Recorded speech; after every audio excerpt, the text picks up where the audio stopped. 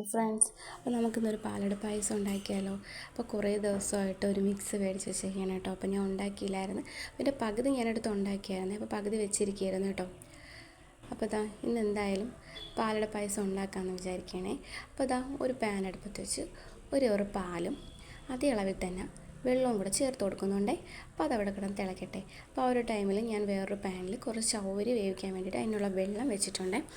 അപ്പോൾ നമ്മുടെ പാലൊക്കെ ഏകദേശം തിളച്ച് വന്നപ്പോഴത്തേക്കും ആ ഒരു മിക്സ് ചേർത്ത് കൊടുക്കുകയാണേ. അപ്പോൾ കുറച്ചേ ഉള്ളൂ കേട്ടോ മിക്സ്. അപ്പോൾ അത് ചേർത്ത് കൊടുക്കുന്നുണ്ട്. ഇതിന് നന്നായിട്ട് മിക്സ് ചെയ്ത് കൊടുക്കുക.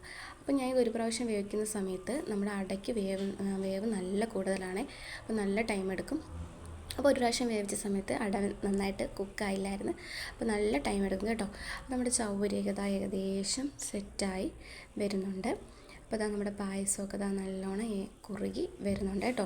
നന്നായിട്ട് കൈവിടാതെ മിക്സ് ചെയ്ത് കൊടുക്കാവേ.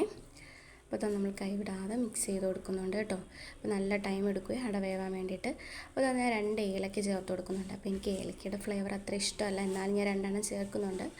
പായസമൊക്കെ ആകുമ്പോൾ ഏലക്ക വേണമല്ലോ, എന്നാലല്ലേ ഒരു മണമൊക്കെ ഉള്ളു. അപ്പോൾ ഏലക്കയൊക്കെ ചേർത്ത് കൊടുത്ത് അതിനുശേഷം നമ്മുടെ ചൗവരി ഏകദേശം കുക്കായി വരുന്നുണ്ട് കേട്ടോ. അപ്പോൾ നമ്മുടെ പായസവും കുറുകി സെറ്റായിട്ടുണ്ട്. അപ്പോൾ ഞാൻ ഈ ഒരു ടൈമിൽ ചൗവരി ചേർത്ത് കൊടുക്കാൻ പോവുകയാണ്. അപ്പോൾ ചൗവരി ഈ ഒരു അളവിലാണ് വേവിച്ചിട്ടുള്ളത്. അപ്പോൾ ബാക്കി നമ്മുടെ പായസത്തിൽ കിടന്ന് തന്നെ കുക്കായിക്കോളും. അപ്പോൾ നമ്മുടെ ചൗവരിയും കൂടെ ചേർത്ത് കൊടുക്കുന്നുണ്ട്. എന്നിട്ട് നന്നായിട്ടൊന്ന് മിക്സ് ചെയ്തെടുക്കാം കേട്ടോ. അപ്പോൾ വെള്ളം കൂടിപ്പോയെന്ന് ആരും വിചാരിക്കേണ്ട.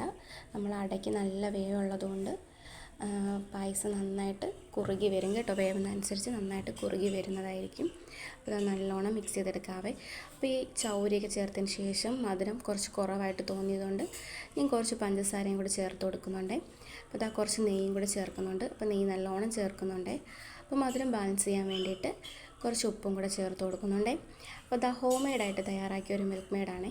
അപ്പോൾ ഇതെങ്ങനെയാണെന്ന് വെച്ച് കഴിഞ്ഞാൽ ഇന്നലെ ഞാനൊരു ഷോർട്ട് വീഡിയോ ഇട്ടിട്ടുണ്ടായിരുന്നു ബട്ടർ ക്രീം എന്നതിൻ്റെ. അപ്പോൾ അതിന് വേണ്ടിയിട്ടുണ്ടാക്കിയ ക്രീമാണ് കേട്ടോ.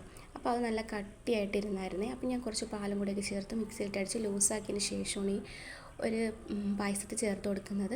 അപ്പോൾ നമ്മുടെ മിൽക്ക് മെയ്ഡിൻ്റെ അതേ ടേസ്റ്റ് തന്നെ ഉണ്ടായിരുന്നു കേട്ടോ ഈ ഒരു ക്രീമിന്. അപ്പോൾ അതുകൊണ്ടാണ് ഞാൻ പായസം ഉണ്ടാക്കാമെന്ന് വിചാരിച്ചത്. അപ്പോൾ നല്ല ടേസ്റ്റി ആയിട്ടുള്ള പായസമാണ്. അത് അവസാനമായിട്ട് ഞാൻ കുറച്ച് നെയ്യും കൂടി ചേർത്ത് കൊടുക്കുന്നുണ്ട് കേട്ടോ. അപ്പോൾ മിൽക്ക് മെയ്ഡൊന്നും ഇല്ലാത്തവർക്ക് ഇങ്ങനെയൊക്കെ ഒന്ന് ട്രൈ ചെയ്യാവുന്നതാണ്. അപ്പോൾ അടിപൊളി ടേസ്റ്റാണ്. എല്ലാവരും ട്രൈ ചെയ്ത് നോക്കണേ. പുതുതായിട്ട് എൻ്റെ വീഡിയോസ് കാണുന്ന ആരെങ്കിലും ഉണ്ടെങ്കിൽ എൻ്റെ ഈ ഒരു ചാനലൊന്ന് ലൈക്കും ഷെയറും സബ്സ്ക്രൈബൊക്കെ ചെയ്തിട്ട് കാണണം. അപ്പോൾ ഇനിയും നല്ല നല്ല വീഡിയോസൊക്കെ ആയിട്ട് ഞാൻ വീണ്ടും വരുന്നതായിരിക്കും. അപ്പോൾ അതുവരേക്കും ബൈ.